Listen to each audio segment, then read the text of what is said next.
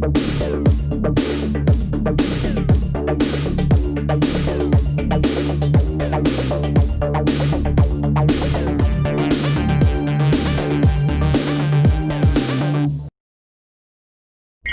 it's David Forteau, and I'm here with my co-host. What's up, guys? This is Greg. And I'm the host of the KYD podcast, where we put a mic on the most interesting intersections between technology, digital trends, and contemporary culture, in hopes that if we're lucky, maybe we'll catch something. In today's episode, we'll be sitting down with the Flip Lord, Pierre XO, and the amazing, wonderful Jessica Irene to unpack the OnlyFans phenomenon and the future of sex work in the digital age. Well, I'm going to kick it off real quick, if you guys don't mind. How did your journey to online adult creation start? Like, what was the start? You can go first, Jessica. Sure. So I guess I started modeling, and when I started doing that and I started working with photographers, everyone would ask me oh, do you want to shoot OnlyFans content? And I was like, no, I don't have that. And then they just kept asking me, and I was like, what is this OnlyFans thing? I also have an office job too. So once I found out what OnlyFans was, I was like, that seems cool, but no, not for me. I can't do it. I don't want to get fired. I don't want my boss to find it. You know what I mean? And then the more people asked me, the more I looked into it, and the more I got into modeling, the more I networked with other models. And then I was seeing their statements on their stories making $30K a week. And I was like, what the f***? I have an office job. I work 9 to 5. I work my ass off all day. And there's this platform that can provide so much money. So then I started looking into it a little more. And I'm like, okay, how can I do this and balance my job and not have anyone find me? And then I was just like, I'm just going to do it because money is the motive, to be honest. Right. Yeah. Fair. I have a quick question. I wanted to clarify. So I did a quick search of what OnlyFans was, because it's something I've always heard. I would say in the past, I don't know, maybe 6 months to a year, I've heard the name circulate, but I always assumed that it was strictly adult content. Is it strictly adult content, or are there other creators on there that are showing other things? I'm just not familiar with it. I think the majority of it is adult content, but there definitely are creators that, from what I've seen anyways, mostly my network is models, and all of them do the adult content kind of thing. Yep. But I've seen some people do a fitness thing where you sign up to their OnlyFans, and then they provide diets and exercise tips, and it's very custom to you. And then you can chat with them one-on-one. So it still has that benefit, but the majority I've seen has been adult content for sure. Yeah, from what I've seen, I come from the YouTube world, and as of for the last 2 or 3 months, a lot of YouTubers are jumping on, but I don't think they're necessarily posting just straight up adult content. Nowadays, you'll see a lot of people just post stuff that you would see on Instagram that might be considered a lewd, but then there are some creators that are just using it as another Patreon. Yeah, I was gonna make the comparison. It sounds like a Patreon, or the closest thing I have to something like this, I guess, would be a close friends list, but I'm definitely not, I'm talking about Instagram, but definitely 30K is not being made off of a close friends list. So Yeah. I'm angry.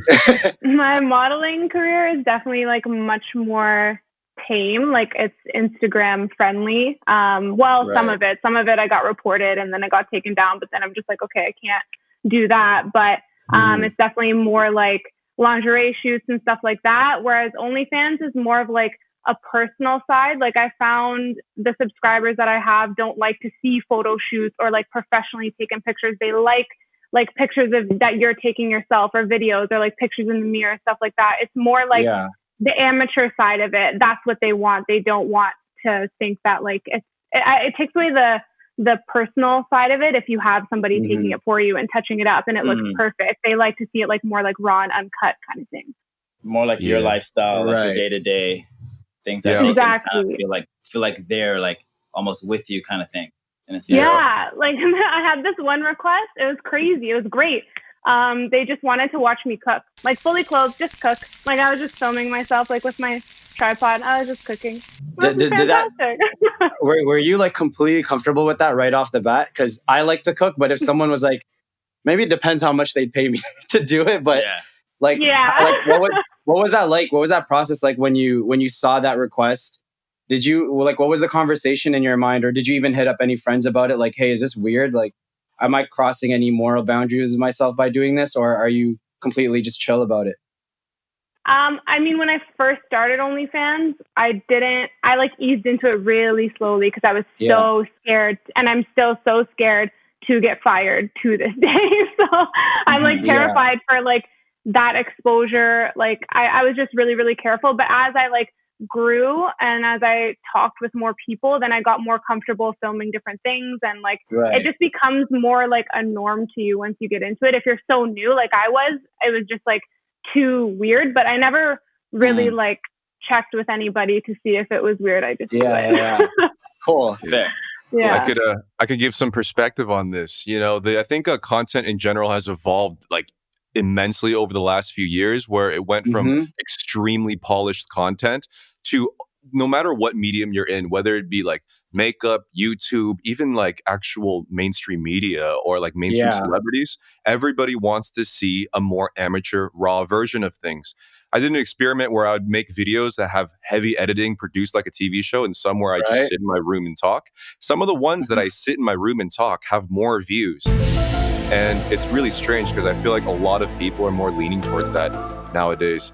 I mean, I've been doing these live streams as well. I don't take off my clothes, unfortunately, maybe one day. But during these live streams, people want me to do those things like cook and stuff, as opposed to actually speak about things. I'm just rolling around the city, walking and talking as if I'm just hanging out with people. And people are really, really drawn to that now. Yeah, I mean, what's the difference between like I follow tons of chefs and cooks on YouTube. Like, what's the real difference at that point, right? It's just one is on YouTube, one is on OnlyFans. So yeah, it's just, I guess because there's that initial filter of adult content that you wouldn't think that could then translate into a cooking video. But I guess it does. It's pretty flexible like that. But what's interesting really quick is that chef, people are more willing to listen to like a typical housewife than an actual trained chef when they teach. 100%. You know what I mean? They're way more relatable. Like they're not doing the perfect julienne cut like some chef, and it's just like I can't do that. So it's actually better to see someone kind of like struggle and their knife rocks a little bit, and you're like, hey, that's how I'm like when I cook too. Yeah, exactly. Exactly. It's really cool because I think it's like kind of that full 180 that we did, where like we were trying to like on Instagram, you want to like portray this perfect image of yourself and this perfect life. And I think people started getting sick of that. They're like, okay, this isn't real. And like the more they notice that, the more it's like, now I want to see real, unedited video footage, just be relatable. And I think that's like a good place to be. We're almost going back to the original Facebook where people would post like 7 of the same photo where like literally your chin just only shifted a little bit. But it's just, I think what it boils down to is trust. I think it really boils down to trust and feeling like I can trust this person. This isn't heavily doctored. There isn't a ton of money poured into this shoot. Like, I don't know. I think that's what it really boils down to for a lot of people. And maybe that's the shift here, right? No, I think you're completely right. I think a lot of even really, really big YouTubers plus celebrities are purposely trying to get that raw image so they are more trustworthy. For example, like PewDiePie, the biggest YouTuber ever, he still records videos with just like a white wall in this tiny room of his mansion. It's really weird. You would think he lives in like a shack, but he doesn't. Yeah. Mm-hmm. Word, that's smart. I think, I know what you mean. I feel like the attainability that people can achieve and see when you watch videos like that, you're like, okay, you know what? Like, I can do this. And it kind of inspires them to kind of go for it. And if you're watching as a subscriber point of view, like, you feel like I said earlier, you're right there with that person and you feel like it's not something you wouldn't feel as bad, like if you're, let's say you're doing something you're not supposed to do or seeing something you're not supposed to see, it's almost like, no, like, this is cool. This is me in my own space doing my own thing. And you're just hanging out with me, It's very personable. And I think that's what people resonate with. And I think that's probably why this thing is popping off, I pay with the price of losing that privacy and at times crossing boundaries with viewers. That's something that I think we do need to discuss and try to dive in a little deeper. I'm sure Jessica can relate. Maybe she has some fans, OnlyFans, that maybe like would cross a few boundaries that made you uncomfortable. But in terms of the actual content creation, it makes my job 10 times easier knowing that people are just interested in seeing how I live day to day. Don't got to edit the videos so much. I don't have to like put on this whole show and do all that, but you do pay the price of like, that's your real life out there, and people can judge your real actions, your real life, and what you really do. And that happens quite a bit, actually. I think touching on that quickly before we go too far, I wanted to know like how different or similar is OnlyFans with other sites that are out there? 'Cause I know there's other options, right, for people to use as this platform. Like, is OnlyFans what makes OnlyFans like the special one that you kind of identified with? I've only heard of OnlyFans and Patreon, but I always saw Patreon as like more of like an artistic version of it. Like I know a lot of photographers use it, artists. So just OnlyFans kind of has that reputation of being created for like adult content, and then also the reputation coming from all the people that use it, like all of the top earners, like there's celebrities on there, YouTubers, so many people are using it. So it's just kind of more of like that trustworthy option that's like it's the norm for the adult content. When I started my YouTube channel, I was like, okay, like this is going to be like a cool way for me to like show my personality more, because I've always just been like pictures or videos and like just like very like my image, but not my actual personality. So I thought it was like a really cool way to do that. So I wanted to do like story times and like kind of invite people into different sides of my life that they don't really know about just by seeing like my modeling pictures or by subscribing to my OnlyFans. However, I did like a lingerie haul, and that one did really, really well. And it actually like gained me a good amount of subscribers. So now I'm like, okay, like, should I just stay in lingerie and call it a day? Like, I don't know. It's just like what people want to see, I guess. But I'm trying to find like a healthy balance on my YouTube channel with like hauls and fashion and makeup. I want to relate more to females rather than just strictly like a male audience. That was kind of my goal. But I am noticing a bit of a similarity between both platforms now. Like looking at my analytics, like on YouTube, I think 90% of my subscribers are male. And I was really hoping I could get like more female, but I think that was because of the lingerie haul. Because before that I had like 200 subscribers. So it does make sense. But yeah, I think when it comes to YouTube, it's definitely more like I try to do it a little more professionally. Like I have my camera, I have my ring light and tripod and everything like that. Whereas like when it comes to OnlyFans content creation, it's just on my iPhone, just regular casual. Yeah, exactly. Yeah, I feel. Yeah, sorry. Go ahead, Pierre. I was just gonna say that we have the complete opposite demographic, Jessica. Mine are 90% female, like 10% dudes. Oh my god, I'm so jealous. Yeah. You guys should collab. Could that be messy or could that be a good thing? So real quick, Jessica, if this is your trajectory, were you modeling kind of first on Instagram, then you made the OnlyFans, and then YouTube as like an addition? Yeah, that's exactly what happened. I've always wanted to start a YouTube channel, but just when quarantine happened, I was like, hey, I'm just going to I actually bought a camera with OnlyFans money. Otherwise, like, I was like, I can't afford this. I just can't do it. So I waited to get like my first OnlyFans check. And then I got a camera and invested in like the equipment that I have and then filmed then. But yeah, it started with Instagram first and then just kind of continued from there. When the payout comes, it's much higher than you expect, which is awesome. Yes. But it's really easy. Like right when you sign up, you set up all your banking information and they usually approve it within like 24 hours. And then you have to have like a minimum payout of $200. So once you reach that threshold, you click a button and then it pays you within like a week, I think. So it's really, really easy. Cool. Yeah. That's sick. I think I feel like just from hearing different models and people that I've talked to about OnlyFans kind of leading up to this episode, a lot of people say that it's very secure, it's very safe, like in terms of like your content and the privacy aspect of it. I know people do subscribe to it, people have devices and stuff like that, but it's a lot safer than, for example, a cam site or like other sites that people are going on and they're broadcasting live a ton of time. It's less secure. So I think that's one of the benefits of OnlyFans that I've heard from others. There was that like breach that Oh, yeah. there was a leak of a bunch of images. I don't know where they went. I just like heard about it and then it all kind of disappeared. So hopefully they figured that out. But it's hard because like I've seen leaks of celebrity OnlyFans videos and all you have to do is screen record your phone and go on there and like play a video because you can't save any videos or images from OnlyFans like on your phone. But then you just screenshot or screen record and it's leaked. So it's so hard to control that. And it's scary. Like every other day, I just like Google my name with OnlyFans and just like cross my fingers that nothing has gone anywhere. Does that bother you? Because I mean, you still are posting these images, even though it's an exclusive website. I mean, if your images do get leaked, how much would that affect you? Would that really upset you? Yeah, I think it would. It would really suck. But I'm also really careful with my images that I post on OnlyFans and the videos. Like I do a lot of like I edit out all my tattoos, everything like that, just in case something leaks. And yeah, I just can't get fired from my job just yet until I'm making that 30K a week. Like anything can leak. It doesn't faze me. Bag. Whatever. Yeah. Till that leak big bag comes in.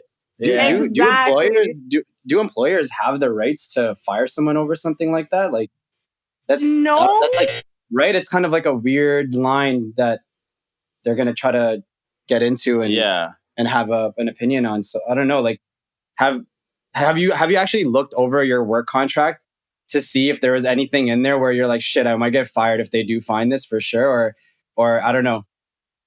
Yeah, I looked it over. There's nothing in there, but there's like a gray area, right? So they won't tell me I'm firing you because I found out you have an OnlyFans. They'll tell me I'm letting you go because we're downsizing or something. You know what I mean? So it's like whatever reasons they give. And I've heard that happen to a few people, but there was one employer that actually told them that it was because of her OnlyFans and now she's suing them. And that works out because she's going to get a lot of money from that at least. But like another big bag. Exactly.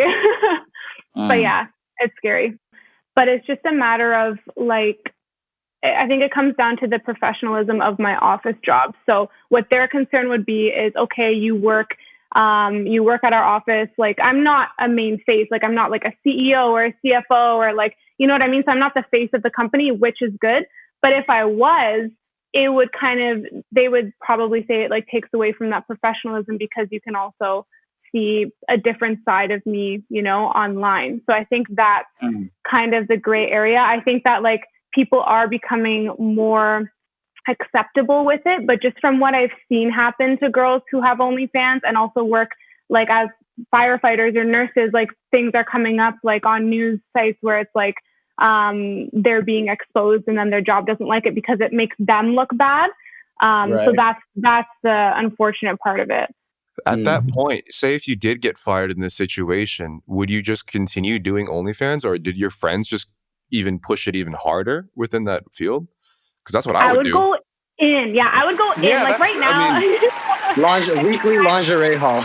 Yeah, for real. I would just I'm not working 9 to 5 now. I would go crazy on OnlyFans if I got fired because I'm like, okay, now I need to make my salary back, then some. Yeah. So I would just give it my all.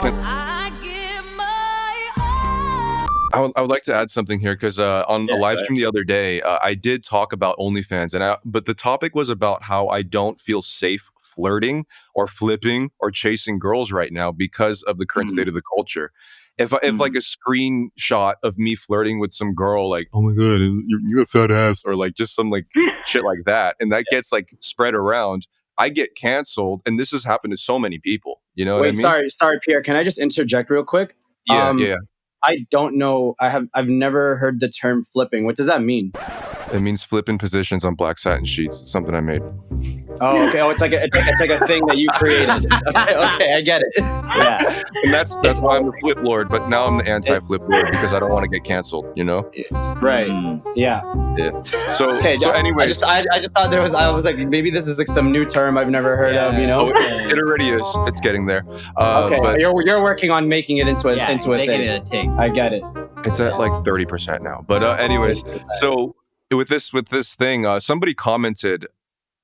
Then this is the reason why sex work is going to be even more booming of an industry, online sex work, because at this point, is it safer for me to sweet talk some girl and exchange nudes or like try to get her to send me nudes? Or do I go on OnlyFans and find somebody? Or even it can go further than that with like escorting and like sex workers in real life. It's like, I don't want to risk the chance of trying to sweet talk some girl to come over on like a screen cap or things of that nature. So maybe I should just go with an escort or like things like that. Well, Jessica, I have a question. Do you consider your work on OnlyFans as sex work, or do you think it's something different? I don't really know. I guess it is in a way. Like it's nudes, right? And you're exchanging those sexual images for money. So yeah. Sure. I don't know, the way I see it, it just seems like almost like a performance art. Like it's very performative. Like you're taking pictures, you're sharing it, and I don't know how it works. I don't know how it's set up. Do you set a price for the content that you post, or is it like how I don't know how that works. I guess the question would be like, what does success look like, right? Like, is it like are we looking at, okay, if these many subscribers jump on and they pay X amount of dollars per month or per whatever we're not sure exactly how it's set up. Like he's saying, I don't know how it's structured. But, like, how are you getting paid? Is it per content? And are you setting the price, or is it people pay you just whatever they want? Like, I'm not sure. I've never been on. Break it down for us. There's like a lot of different like aspects to it. There's the subscription or the subscription price, which is like what you set. Yeah. So it can be free. Right now, mine is free. Or you can set it as a price. So there's that like automatic monthly price that they're paying. Then you can, your wall posts can be either free or you can gate them with a price. So just like Facebook, right? You have wall posts. If it's like grayed out, then they have to pay whatever you want them to pay to open up that picture so they can view it. Okay. And then on top of that, there's messages. So like there's intro messages, which is when somebody signs up, you automatically send them a message saying, hey, thanks for coming, whatever. And then you can include a picture in that message that's also gated by a price. And then any messages at all, whether it's a voice note, a text, or a picture, you can gate that by a price. So you can charge them for whatever you want. Yeah. There's a lot of like the bag. That's really cool. That's cool. Try. But yeah, to touch on Pierre's point, I definitely think that that's a huge thing. And I've noticed that too, is that people are starting to become more comfortable with subscribing to someone's OnlyFans rather than DMing them and talking to them through there. Because it's just like, I don't want to get exposed. Snapchat is great though. Snapchat works for that. But like still, it's like there's that comfortability, I guess, like with them just being able to see what they'd want to see and not have to ask you for it. And they can sign up anonymously and then you would just never know. So have you met people from who you've spoken to either on your platform or out? And have they said that to you? Like, hey, like I actually feel way more comfortable like subscribing to you or someone else? No, I haven't specifically been in that situation, but I've definitely heard that there have been people like, there's definitely been times where I've talked to people and they wanted to go that route and just like subscribe to my OnlyFans instead of talking to me directly. But I think that it's definitely a thing now with getting exposed and getting canceled and all of this stuff happening, especially in the YouTube world too. It's like the last thing anybody needs is, it's crazy. The last thing anyone needs is to have screenshots of messages and especially the anonymous part of it. Like you can still talk to that same person, go on OnlyFans, subscribe, and then message them there. The only shitty thing is that you're paying for it now rather than, DMing them and then getting that risk of being exposed, but it's also free. Yeah, I think to touch on that even further, it's like, because me and Greg both come from the dance world, the dance background, and like, like there are people that dance with us on stage at some points in our career path so far that you turn around and like we find out that they do dance at night, like they're strippers, right? And it's like I feel like what's said in a strip club or what's paid for a service or whatever is totally different than like Pierre, like you saying, I'm gonna message this girl on whatever app and then flirt with her and then see if she's down to hang out or whatever. That's a way more of a risk versus if you're paying for something and you're kind of setting that standard. It's a little bit more safe for right. Yeah, when you pay, you set this boundary and like a unspoken contract. Like, this is what I gave you, and this is what I get, and this is what you get from what I get.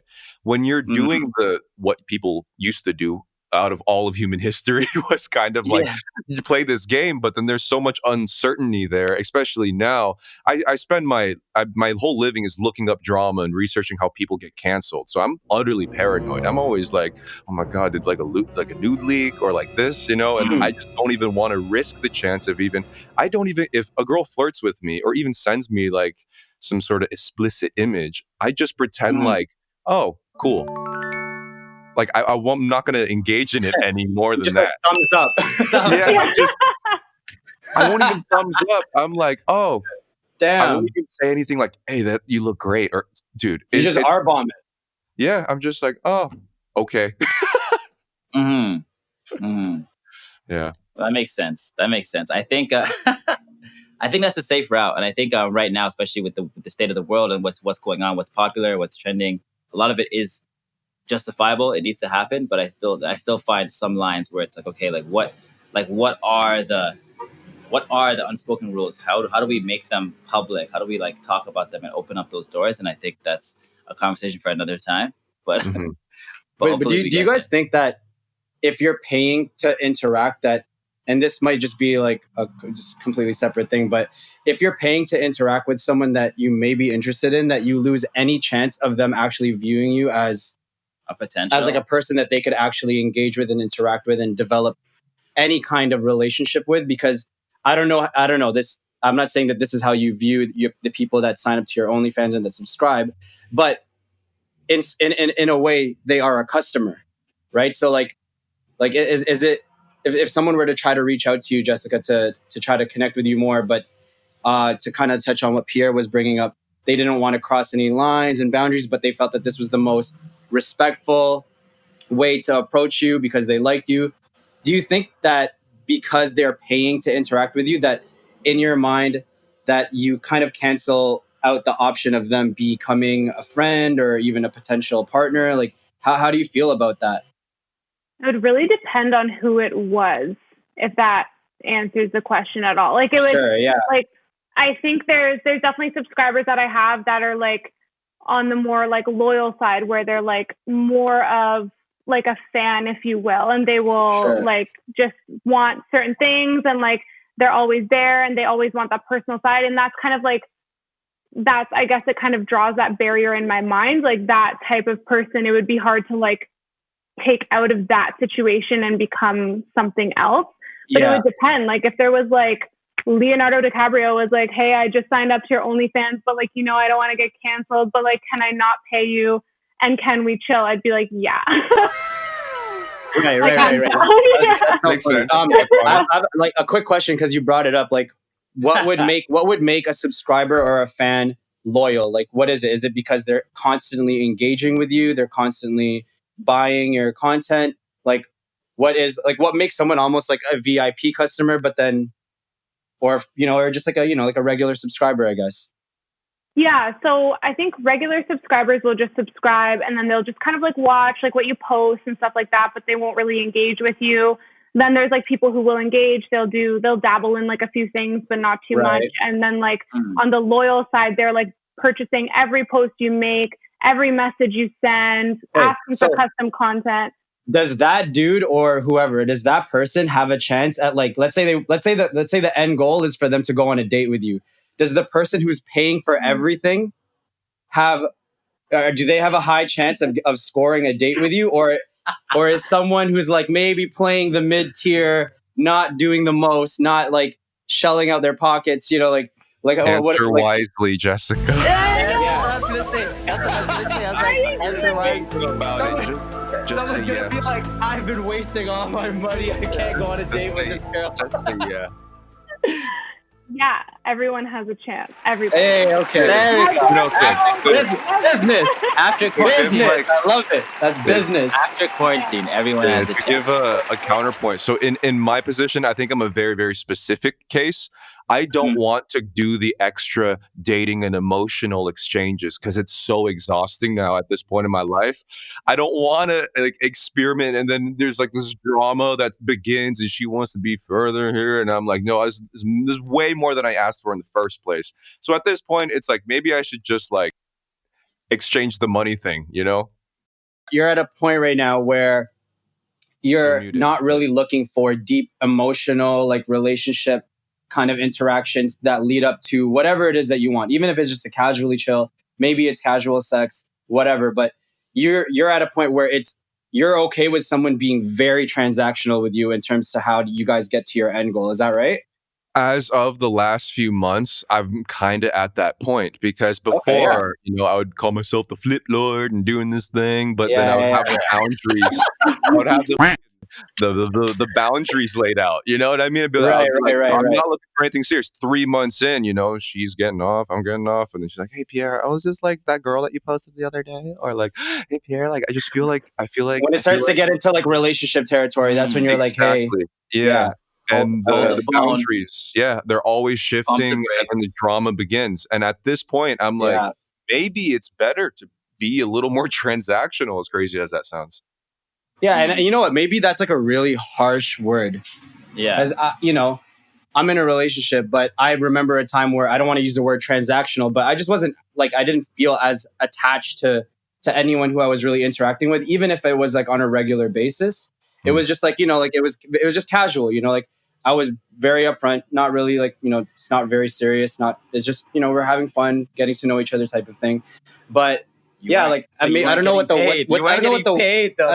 word is, but yeah, maybe we can try to find a different word for transactional, because I feel like that could almost trigger some people to being like, wow, so it's like being used. But it's like, you know, we have to acknowledge that we're all, whoever you meet in life, you're all going to be you're going to meet people in different stages, and whether they feel established in their career, whether they're finding themselves, whether they're finding themselves for a second or third time, whatever that might be. And then whenever you meet people in certain stages of life that they might not be able to give you all the time that you feel like maybe you might want from them. Right. Yeah. And a byproduct of that is that they can become transactional, whatever that other word might be. I just felt like, you know, maybe that's something we need to acknowledge, so you don't feel like you might get canceled because you're not looking for anything serious, right? Like, yeah, if the exchange is the whole thing being transactional, I'm fine with using that word. I'll take it and own the word. If I hear transactional now when it comes to these things, I'm like, okay, maybe, okay, I'm gonna head that way, you know? Yeah, right. I get it. Yeah. No, it makes sense. Okay, cool. I think it's like the boundaries too. Sorry. Mm-hmm. No, go ahead. No, go ahead. I think that was a good word too that you used, Pierre, was the boundaries. Like, it's just like, it's so black and white. Like, it's just simple. Like, I think that's what helps that case. And I think it's just been like the perfect storm now with everything happening, with people wanting to see more of like a real you, and then people being scared to get canceled, and people not wanting to get exposed. And it just like, then OnlyFans came up, and it was like literally the perfect platform to solve all of those things. So that's key. Perfect. That's really key. I think that was like the coolest thing, like anecdotal review or whatever that you want to say for OnlyFans. Like OnlyFans, like it's commercial. Yeah. Avoid getting canceled.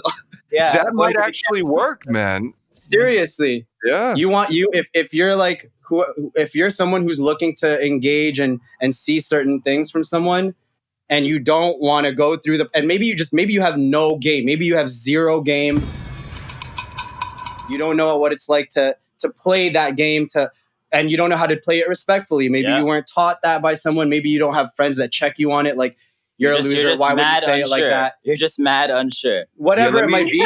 Go to OnlyFans. Have a job. Go to OnlyFans and pay for the shit you want to see and for the interactions you want to have.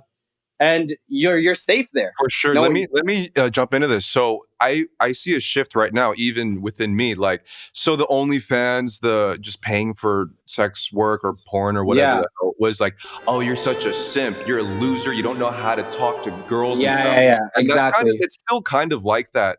But nowadays, it's like not only celebrities are getting canceled. You know, average people, 100%. average guys or girls could get canceled now. And like everybody has that friend on Instagram that posts screen cap of a DM conversation of some dude that's just trying to hit up on her. Like, you know, just trying to work some game, and she's like, I don't like him. And then puts him on blast with username and everything like that. So that's definitely one end of the spectrum. There's definitely, it goes the other way as well. But right. So I mean, at this point, that guy would feel safer paying for OnlyFans or paying for something transactional, because it's not just influencers or celebrities that have to worry. It's average people that get put on blast. Yeah, right. It's so true. And you know what though, just to address it, because we're on that topic, it's important that this is happening, because clearly we were in a system and we were under some kind of social construct that wasn't working out, and it specifically in this case, it wasn't working out for the girls, for the women. Like, so, you know, it's important that we acknowledge that this is something that's obviously, this is a moment. And I think this is cool that OnlyFans is almost like is providing a solution in some way. Yeah, I mean, any business, whether you're an entrepreneur or any type of new idea, comes from trying to find a solution. So like you said, Jessica, every chess piece was just in line, and OnlyFans came out. Especially during quarantine, it's like everything was lined up. Right. Yeah. It was like the perfect storm, especially with quarantine. Like, they saw like peaks and like people creating content and like new creators making accounts. And like, I can't even imagine how much money that company made just in like the last 4 months. Like, it's insane. That's wild. Okay. So I just want to jump back quickly and ask a quick question just for clarification, because I have no idea. What's a simp? Sorry. I had no idea. I literally asked this last week too. I didn't know. No way, really? Okay, so what's a simp? By definition, well, a simp is stereotypically what used to be an incel, except he would kind of give up everything of his own self-worth to appease some girl or woman on a pedestal, and like he just doesn't have any game, and he just push over and things of that nature. Sure, yeah, exactly. What does a simp mean to you, Jessica? What is a simp? I think that was a good explanation. Yeah. I just pictured someone like very, like, I don't know, everyone's being called a simp now. I see it everywhere. And I'm like, what if he's just like a nice guy? Like, what if he's just like treating her good? Like, I don't like that where it's like they're putting guys down for just treating someone good. Like, that's, I don't know. I don't like that. But like, I just saw a simp as like someone really, really submissive and just like kind of like will do anything and everything to please somebody. Mm-hmm. Right. That makes sense. I hear that. 'Cause I think like a lot of the times, like we're talking about like the different categories of the people that would subscribe to OnlyFans. And I think we were touching on it a bit, but there has to be that business person who has a stressful job, who's got, you know, maybe like a wife and kids, and, you know, he goes home and he's like, well, I just want to. Yeah, there's a difference. I think that we got to make this distinction that there's a difference between someone who might use OnlyFans as a simp, whatever, right? Yeah. And then versus someone who's using it like in a very utilitarian way, where it's just like, oh, I'm stressed, I want to see some sexy pics, I'm going to go on OnlyFans and I subscribe to this person. Scroll. Cool. Great. Going to bed, going back to work tomorrow. Right? Yeah. Like the Wolf of Wall Street, like kind of. I think that exists. I think that exists. I don't know. No, definitely. Because so I'm out here in Prague, which is coincidentally, this is not why I moved here, by the way. It's like porn capital of Europe. And there's like there's tons of sex work, brothels, strippers, fucking. It's just coincidental the Flip Lord moved out here. Okay, nothing to do with that. I like the architecture, all right? None of the people, but the building. So correlation does not equal causation. Correlation. So they have these things, massage salons, massage parlors that give you an ending that's quite joyful. And these things are everywhere here. And I knew somebody that worked at these places for quite a while. And she was telling me stories like most of these dudes have families and they run businesses and they have typical jobs, accounting, work at an office. And right before their shift, even at like 7 a.m. or late after their shift, they stop by there, get a massage, and have a happy ending. Damn. And I think that comes down to being exposed again, right? Like, it's like they're doing this, they're exchanging money for a service because it's safe for them. They don't want to just meet a random girl and then, again, you're screenshotting, you're talking to their wife, whatever. It's just that simple side of things. Yeah, and if you're a husband, you got kids and a mortgage to pay, and this like thing, like you don't want to mess it up by trying to hold an affair. Pay for some pictures or pay for a massage. Like choose one or the other. Yeah, and I think like a lot of celebrities have been hip to this for a while now, and I think it's like it keeps them out of trouble, or in jail. So Oh yeah, I for really sure. like. Yeah, so I hear what you're saying. That's very interesting though about Prague. I didn't know that. So Jessica, I wanted to kind of touch back on a point you were making, because it seems like you're waiting to transition from your current job in the office to potentially pivoting to strictly doing OnlyFans and your YouTube. What are like some like next steps that you see in the near future to kind of reinvest in yourself to help you get to that point where you can make that pivot?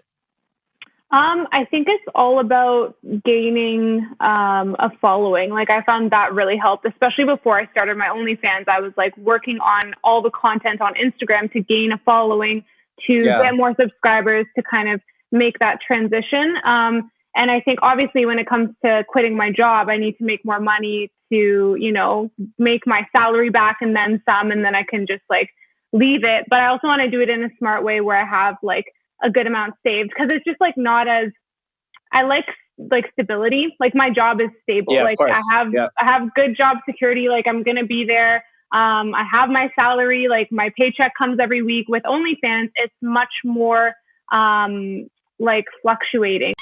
You could make a shit ton one month and then not as much the next. So I want to make sure I do it in like a smart way where I have a savings, and then obviously like different kind of platforms, building my brand like through YouTube and things like that. So I think it's just like right now my focus is just to continue creating content and gaining more of a following, whether it's on Instagram or YouTube. And by doing that, it's just I was supposed to go to LA like in June to shoot with Penthouse, and that would have been cool, like gaining that exposure, but that's not happening anytime soon. So it's kind of hard to do it from like my home, but I'm trying my best. Hey Jessica, really quick though, how did you grow your Instagram? That's one of the hardest platforms to really take off on. Did you just like start just posting photos, or did you collaborate, or what happened?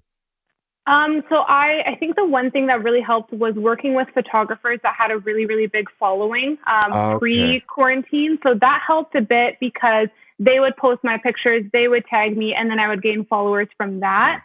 And then I also it was so much work, but I would message like all these pages that had like 200,000 followers or more, and they were just like model pages. Like they would just post pictures of girls. So I'd message all of them. Like every time I made a new post, I would like sit there for an hour and just message them, DM them, and be like, hey, can you post me? Can you feature me? Whatever. And then that helped gain. And then like I hit a threshold, like maybe around 10,000 followers, and like I didn't have to do that anymore. And then it just kind of kept like organically flowing in.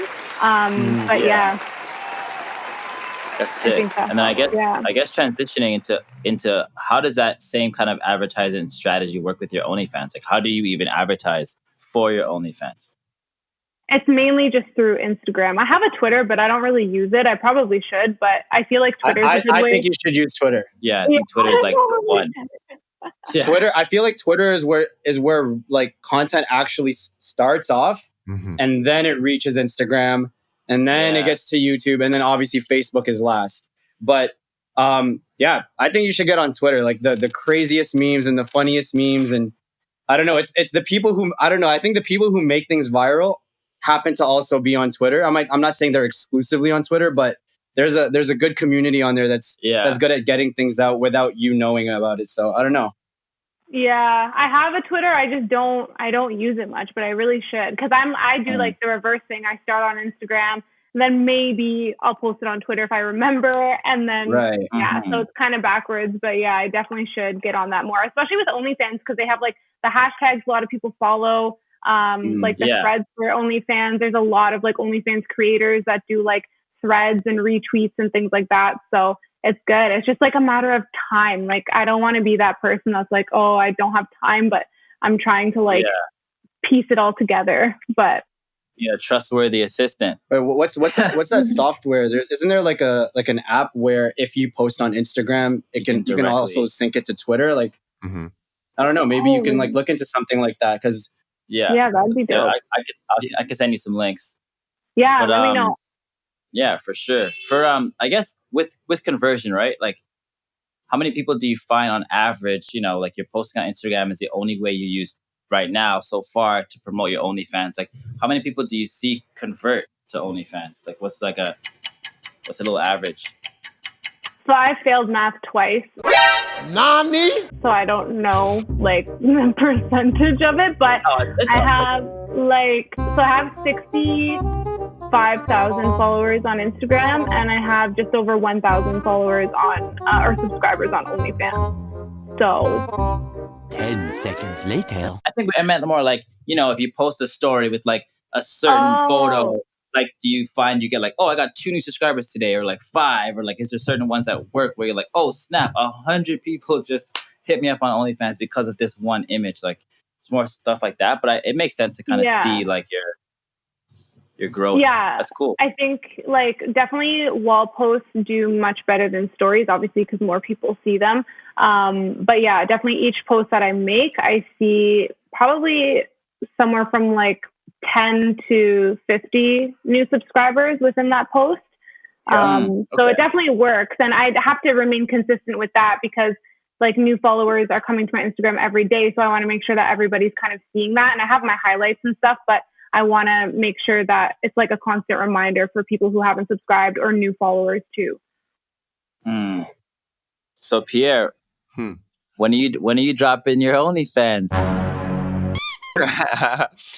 Actually, it's funny.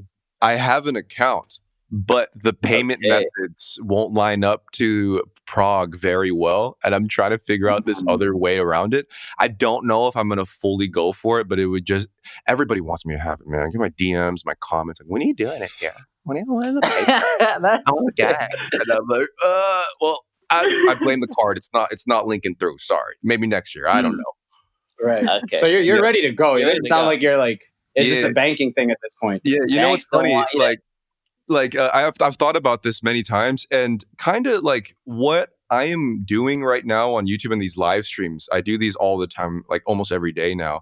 It's almost like the opposite gender version of OnlyFans, because I think men and women usually are trying to look for something different in relationships. Stereotypically, men just want to like do the physicality thing, and then women kind of want that extra conversation and the talking and stuff. That's just the stereotype, So I'm kind of entertaining a crowd through that method, as opposed I'm getting naked emotionally in my head, but not so much physically. But I don't know. That's just the idea I had.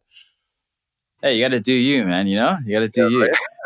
Yeah, for sure. Okay. Okay, so let's walk through the content creation process. If I'm looking to start my own OnlyFans, right? Let's just say, don't judge. Okay. If I was going to start my own OnlyFans, how long does it typically take to like get get content going? And then what kind of equipment do I need? Dave's clearly set up. You have it. I'm sure you have it. Yeah. So I use my ring light. I have like a stand or whatever, and then I have like a thing where I can put my phone in it, like a little holder, and then I have like a Bluetooth clicker thing. So I use that. Nice. Either that or just like mirror shots. Like again, it's so simple and basic. Like you don't have to go crazy with it, which is the great part, is that you don't really need much equipment at all. Like you can literally just use your phone. But yeah, I set aside. Sure. David, do you have a 6-pack? Maybe like 6 months ago. Yeah, pre-quarantine, 6-pack. Pre-quarantine. Yeah, I was gonna say like you could, maybe that's where all the work is. I was actually considering this. Like, I think on paper it looks really simple, like you're saying, ring light, Bluetooth, whatever else. But how much time do you spend, Jessica, in terms of like hair, makeup, getting whatever done, working out? I mean, do you do all of that? I feel like that's where all the labor actually really is. So true. But I like get ready every day pretty much, just for like Instagram content creation and stuff like that. But it's definitely a process. Like just now, me right here was probably like 3 hours of work to get here. So do you work out as well? I did. I used to work out like 3 times a week before quarantine. Now I don't do anything. So I see. I tried to work out from home. I tried to jump rope on my balcony, but it just wasn't a thing. Like, I did not like it at all. It was miserable. I love jumping rope. Yeah, it's such a good workout. I like Googled, I'm like, what can I burn the most calories with? Because I'm trying to eat like a burger without feeling like I used to like have cheat days or cheat meals once a week because I was going to the gym. So I like could. I felt like it was okay. But now that I'm not working out, I'm like, if I have a cheat meal, I'm gonna feel the guilt like 10 times harder. So I tried jumping rope, but like my balcony's pretty small, so it's not. You just got to go to the park. Like I literally have it on me. It's in my bag right here. Like it's like inside. Like if I'm gonna open, like look, there it is. There it is. The jump rope. Not capping. It's tough. No, I get you. But yeah, just find like a slow song and like get into like not like an R&B song, but like get like a slower hip hop song with a slower tempo and just be on beat. And it's a little more fun that way than just like being out in the quiet and just hearing like a like. That can get really boring. You're actually selling me right now. What's up here? You're actually selling me right now because I need to exercise. And the only thing I could do is dance, maybe. But I don't want to go out in the park and just dance on my own. You know what I mean? That can look. It's really cool. No, get a jump rope. I feel like I work for a jump rope. I only picked it up because of quarantine.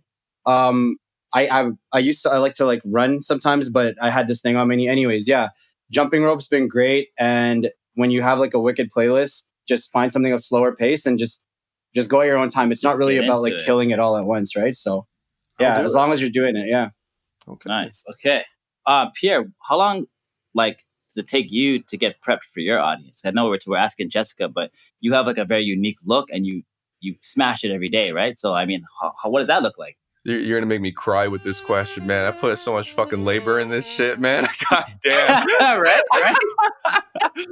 Yo, man, I treat it like because this is kind of my passion, man. Like entertaining, performing. I love making videos. I make music too on the side, and YouTube was a great way to tie in like all of that. So but like during quarantine when I had a lot of time, man, it was just every day, like 7 hours of like it requires the research, the actually dressing up and performing to the camera, then another day of editing the videos and stuff, and it's quite laborious, man. Wow. Okay. So I have a question actually, Pierre. Like, who are some of your like style inspos? Like are they celebrities? Are they musicians? Are they like who are they? Oh man, anybody in the late 80s, like Prince, you got Michael Jackson, you got Bowie, you got people from The Cure. Like that decade is like I love. As you're listing it, I'm seeing it. Like you look like you could be in the bad, and you could be in like the bad video for MJ. Yeah, you know? Totally. Oh, dude, I got a butterfly knife and everything. I'm just like, okay, let's go. You're ready for that video. No, that's wicked. That's wicked. Let's go. That's really cool.